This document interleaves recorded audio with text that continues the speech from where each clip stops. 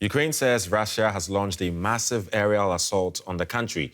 From Saturday evening into the Sunday, Kyiv says its air defenses destroyed 30 out of 40 cruise missiles, as well as dozens of Iranian-made drones.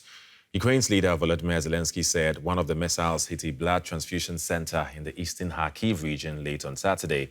He shared this photo of the destroyed facility in the town of Kupiansk, saying people had been killed and injured without giving the number of victims. The strike came after a Russian oil tanker was hit by a seaborne drone in the Black Sea. Ukrainian media published this video of the attack, although Kyiv has not yet publicly claimed responsibility. Russia's Sea Rescue Agency said no one was injured in the strike and no fuel leaked out. Joining us now is our correspondent, Matthias Belinga, who is reporting from Kyiv. Hello, Matthias. Is Russia stepping up its attacks on Ukraine? Well, these attacks have been frequent in the last few months. There have been a few less of them in the past few weeks, maybe. But still, this is something that Russia regularly does. It seems that this time the western regions of the country were mostly targeted by another missile attack overnight. That were 40 missiles were fired at the western regions of Ukraine.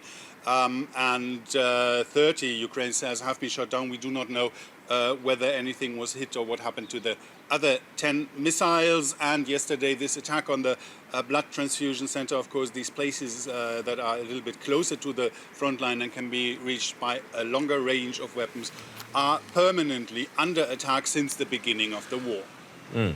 Russia, on the other hand, accuses Ukraine of shelling Donetsk, an area occupied by Russia. What do we know about that?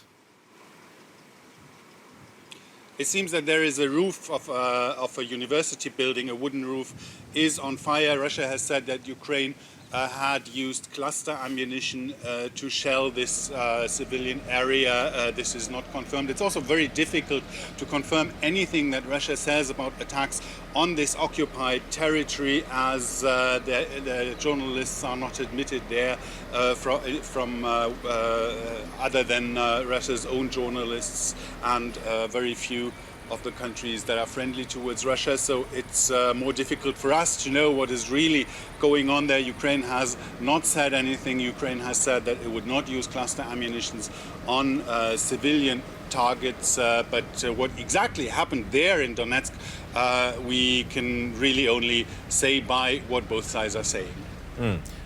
As both sides escalate attacks, has there been any significant achievement on the front lines? Well, there is a steady fighting on the front line, intense, steady fighting. Ukraine has made some gains in the past few days, but these gains are really very small gains, they're incremental gains, and there is no, let's say, breakthrough or no change of situation, but Ukraine is on the offensive, and the gains are slow because the Russia has fortified its positions very well, and the territory is heavily mined. So it's a grinding moving forward that Ukraine is trying to do there. On other parts of the front line, we had a little bit of success for the Russians. That's near Kupiansk in the north, where they have also been able to move forward by very small means. So in the big picture, there has been no big change on the front line. Okay. Matthias Belinga in Kyiv, thank you.